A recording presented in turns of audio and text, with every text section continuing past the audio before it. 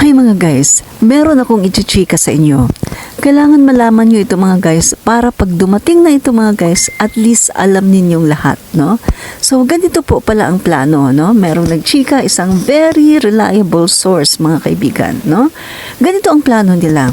Napapansin nyo ba na binabalik nila ngayon yung pulboronic video daw, mga kaibigan? So, ganito po, nagbibigay po sila ng time frame. Ilalabas na daw ngayong April. Dati nung mga kaibigan, di ba? Panay sabi nila ilalabas. Tapos ngayon binalik na naman nila April naman daw. Kasi nakita nila na walang nangyari doon sa kanilang mga rallies, no? Hindi naman napababa si PBBM. So parang baliwala lang din. Tapos yung mga tao hindi naman din nagalit kay PBBM, di ba? Mostly talagang nakasuporta pa rin kay PBBM.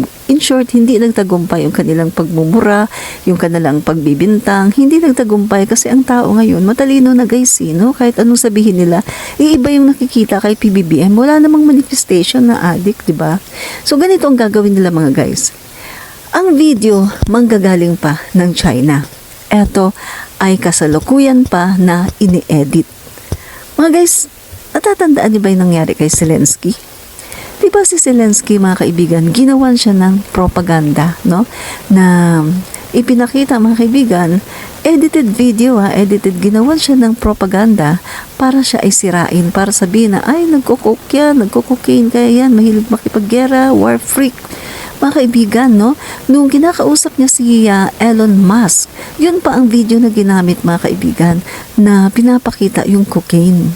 Pero hanggang doon lang, hindi naman nakikita na talaga nagko-cocaine si Zelensky, pero pinapakita doon sa table na may cocaine daw. Nalaman mga kaibigan na nung sinuri na yan, hindi naman pala talaga totoo, kundi edited lang. So mga kaibigan, ganito ngayon ang gagawin nila, no? Ililik na natin para nang sa ganun, alam na natin mga Pilipino, mga kaibigan, lalo na tayo mga Marcos supporters, no? So, ganito ang gagawin nila. Ongoing pa po, ini-edit pa po nila ang video at they try to figure it out kung anong gagawin nila para magmukhang totoong-totoo talaga yung video. At eto pa mga guys, just read between the lines yung sinasabi ni Harry Roque na ano daw magiging epekto ng video na ito, ng pulboronic video na to, just in case na talagang may lumabas daw talaga na pulboronic video. So mga guys, minamind condition na nila yung tao, kasi meron nga siguro silang ilalabas ngayong April, pero natitiyak ko sa inyo na yung ilalabas nila ay talagang peke. Bakit ko nasabi? Kasi nga eto, ginagaya nila ngayon yung nangyari kay Zelensky na gumawa ng edited video purposely para sirain si Zelensky at para ipakita sa buong mundo na ay nagko-coke pala yan. Pero at the end of the day, nalaman din na yun pala ay edited. So ngayon mga kaibigan, kung pupunta kayo sa page ni Harriet Roque, no, makikita niyo mga kaibigan, sinasabi niya doon na pag lumabas daw itong video na to, ay may mga process daw kasi mga guys para malaman kung totoo ba yung video na yan, no? Pupunta daw sa Supreme Court, pagkatapos titignan, scrutinize yan mga kaibigan, merong expert na magtitingin dyan para malaman kung talagang totoo ba kung totoo ba talaga yan. Pero eto, mapapansin mo yung sinabi niya, mga kaibigan, na sabi niya, hindi na tayo dadaan sa ganung punto kasi ang magdidesisyon dito ay ang taong bayan. Hello? Maglalabas ka ng isang video na nagpupulburon na makakasira ng Pangulo pagkatapos ayaw niyong dumaan sa Supreme Court, ayaw niyong i-scrutinize at tingnan kung ano ba talaga yan, kung totoo or hindi. So gusto niyo maglalabas lang kayo ng peking video na nagko-coke pagkatapos gusto niyo paniniwalaan lang ng tao? Hindi ganun ka ingot ang mga taong bayan.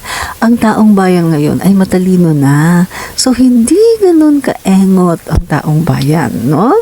Ito lang sasabihin ko kina Harrieta Roque, no? Hindi ganun ka engot ang taong bayan. Matalino na ang taong bayan at marami na ngayong mga experts dito sa Pilipinas na alam tumingin ng mga altered video. Kaya itong sasabihin ko siguraduhin nyo lang na hindi mahahalata na altered video yan, na peking video yan. Dahil kapag nalaman na yung ilalabas ninyo ay peke, mananagot kayo sa batas. Siguraduhin nyo lang, di ba? Yun guys ha, sinabi ko na sa inyo ha, para kapag dumating na mga guys, naglabas sila ng video na pulboronic daw at sasabihin, ay hindi na tayo pupunta sa Supreme Court. Ano lang, pababain na lang natin ang Pangulo. O wag tayong papayag ng gano'n.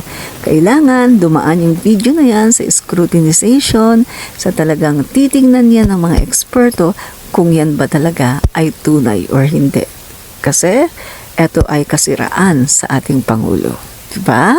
So yung mga guys at least sinabi ko na sa inyo, aware na kayo sa mga pinaplano ng mga DD sheets. Grabe ano? Grabe, ang dumi nila maglaro. Sobrang baho nila maglaro. Napakababoy. Mga kaibigan, tama talaga yung sinasabi nung nag-leak, no? Yung pinost ko kanina, yung Muslim, no? Na nilik niya yung destabilization na gagawin ng mga Duterte sa pamumuno ni Duterte, mga kaibigan. Yung sinabi niya na napakababoy daw ni Duterte, mga kaibigan, lumalabas na ngayon ang katotohanan na talaga, oo nga no, ang baboy nga talaga. So kapag baboy pala talaga yung sinusuportahan, usually yung mga supporters baboy din, di ba? At grabe mag-isip black propaganda, sisirain ang Pangulo para lang maiupo lang ang kanilang saramao. Grabe no? Para lang matupad ang kanilang maitim na hangarin sa bayan at sa ating mga isla sa West Philippine Sea. At para lang matupad yung kanilang pagtulong sa mga Chekwa na sakupin ang West Philippine Sea. Mga kaibigan, alam na natin. Pag dumating ang oras na yon na maglabas nga sila ng pulburon video, just in case, magkaroon sila ng courage, no, para ilabas yon kahit peke, scrutinize natin yan. At huwag tayong papayag na yan ay hindi ma-scrutinize. Kailangang managot sa batas ang mga gumawa niyan at ang mga nagpeke niyan. So mga kaibigan, spread natin itong video na to para malaman ng mga DD sheets na alam na natin ang kanilang iniisip. Papunta pa lang sila, ginagawa pa lang nila ngayon mga kaibigan, pero eto tayo, sinasabi na natin yung kanilang mga plano. Iba na talaga kapag yung kanilang mga kakosa, yung kanilang mga ka-friends daw, sinasabi ng mga DD sheets daw sila. Ayun naman pala, mga makamarcos. Pumupunta lang pala dun sa camp nila para lang pala mag-spy. O mga DD sheets, ingat-ingat kayo. Dahil maraming spy, maraming nagpapanggap dyan ng mga DD sheets. Yun pala, spy namin yan. Ingat. Alam nyo na.